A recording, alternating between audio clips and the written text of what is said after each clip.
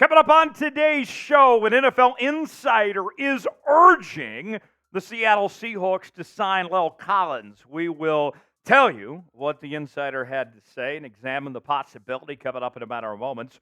Also, Jaxon Smith-Njigba, the Seahawks' star rookie receiver, is chasing history. We'll tell you about a record that is in sight for him coming up in just a bit. Also, we have some roster updates to get to, some notable changes by your Seattle Seahawks over the last couple of days. All that and more right here in this edition of Seahawks Today. Before we get to any of that, though, I got a question for the 12s out there. At Chat Sports, we are a very pro-coffee company. My guy Jake Rypien works his ass off every day making some incredible pour-over coffee. And I want to know, where is the best spot to get a cup of joe in the great city of Seattle? I need some suggestions. Let me know. Tell me in the comment section where I need to get a cup of coffee in Seattle, and we'll begin today's show. Bleacher Report NFL insider Matt Holder is urging the Seattle Seahawks to sign free agent offensive lineman Lael. Collins, previously with the Cincinnati Bengals and the Dallas Cowboys, could be a nice addition for this Seattle Seahawks team that's had a lot of struggles this year on the offensive line. Here's more from Holder. The Seahawks offensive line has been banged up all year and has become a bigger issue lately as Geno Smith was sacked 6 times on Thanksgiving against the 49ers, and the team placed Phil Haynes on injured reserve.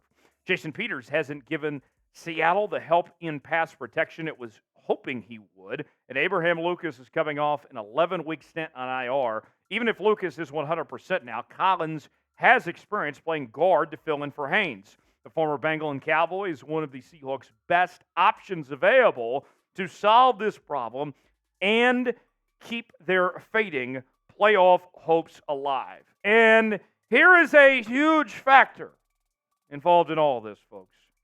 I want to make one thing very, very clear. Lael Collins is fully healthy. That we know. And it blows my mind that he's still available in free agency right now when a player of his caliber is fully up to speed and ready to go. Scream it from the mountaintops. Collins makes a ton of sense for a Seattle Seahawks team that is desperate on the offensive line. Call your wife, call your mother, your dad, your uncle, your local congressman, I don't care, and start the lobbying campaign to get Lael Collins to the Seattle Seahawks because they need to make it happen. If this team is going to make that playoff push that we hope for and put this team at their best position to succeed, Lael Collins is exactly what this team needs.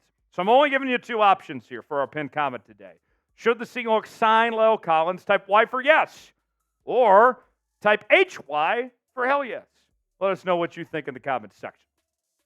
More on Lael Collins, previously played for the Bengals and the Cowboys. Lots of experience in his career with 89 career games played, 86 starts. And prior to the 2022 season by the nerds over at Pro Football Focus, he was ranked as the 13th best offensive tackle in the league. You go over his numbers from PFF. Last year, a bit of a down season with a 57.9 overall grade. Run block grade was solid at 73.5, but his pass block grade, not so hot at 44.2. But you don't have to go back very far to when Lael Collins was playing at a high level. Back in 2021, had an overall grade of 82, a run block grade near 90, and a pass block grade at 76.2. Now, some of y'all were hoping, myself included, that when Abraham Lucas made his return to the football field, that everything would just be fixed. Everything would be fine and dandy on the offensive line. That didn't happen. Here's what the results were this past week against the Dallas Cowboys.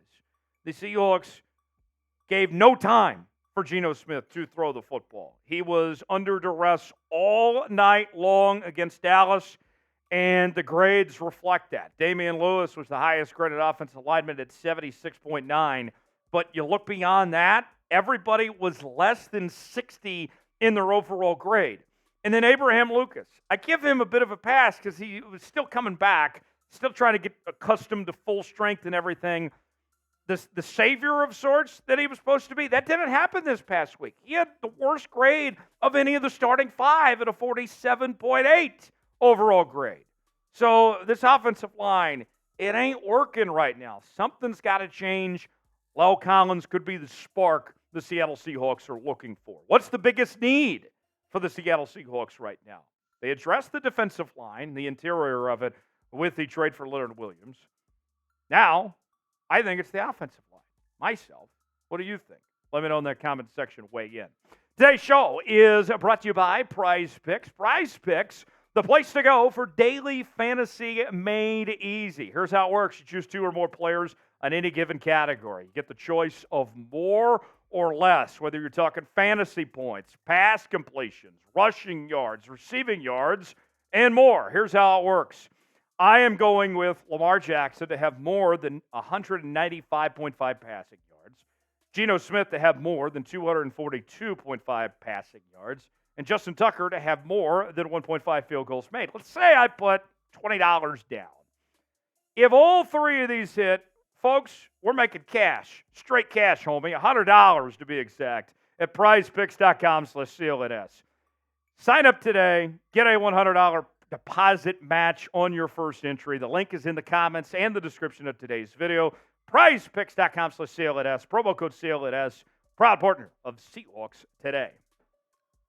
Jaxon Smith-Njigba is chasing history. The Seahawks rookie receiver is within striking distance to breaking the all-time franchise record for receptions in a single season. Pretty remarkable from JSN. And last week was a huge step in the right direction. 7 catches for 62 yards off of 11 targets. And as the season has gone along, we've seen JSN get better as time marches on. His stats right now for the year currently stand at 45 catches, 468 yards, averaging close to 11 yards per reception, and he's got 2 touchdowns on the year. Now, where does he stack up among those that he is chasing for the rookie receptions record? The record belongs to Joe doesn't know college football, Joey Galloway, with 67 catches in the 1995 season, 1 year before I was born.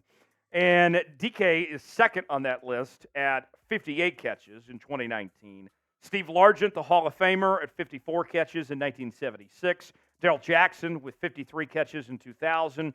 Doug Baldwin with 51 catches in 2011. And then there's our friend Tyler Lockett, also on the list with 51 catches in that stretch. Now, to put this all kind of in context for you, the big picture, if you will, the record would be awesome to see JSN break. But the impressive part for me, when you compare him to some of the other guys on that list, is this is a crowded receiving room, right? He's having to share catches with DK and Tyler Lockett and Noah Fant and all those guys there. Now, granted, you talk about some of those players that are on that list, like the Steve Largents of the world. They didn't play nearly as many games as you do now with a 17-game regular season. But just for JSN to be in the discussion, just for him to be on track when you consider the circumstance of how much he has to share within this offense, I think is significant. Says a lot about JSN and how he's headed in the right direction in this offense. So what do you think? 67 is the magic number. Will he go more or less than that number and get the record? What do you think? Type M for more, type L for less. Make your pick. I think the JSN can get there. I am a believer. I want to see it happen. Let's see history for the Seahawks rookie receiver. Daily coverage of your Seattle Seahawks each and every day here on Seahawks Today by Chat Sports. As we're bringing you the daily news and rumors, we have our live shows during the week, watch parties, and here's the deal.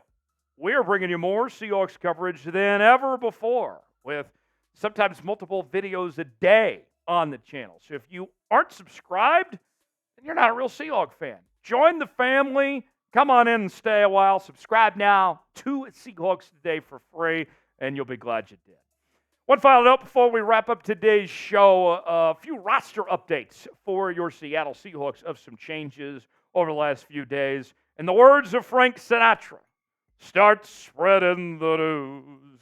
As the Jets have signed Brett Rypien to their active roster. He is no longer on the Seahawks practice squad. He's off to New York. And good for him, honestly.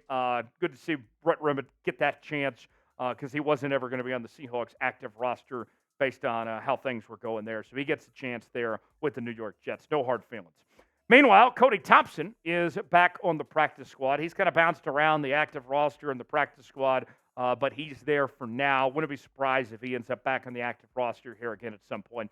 And then running back SaRodorick Thompson, the former Texas Tech Red Raider, has been signed back to the practice squad, was released from said practice squad just a few days ago, and we saw some flashes of brilliance from him in the preseason. So good to see that he is sticking around. What do you think of the Seahawks roster right now?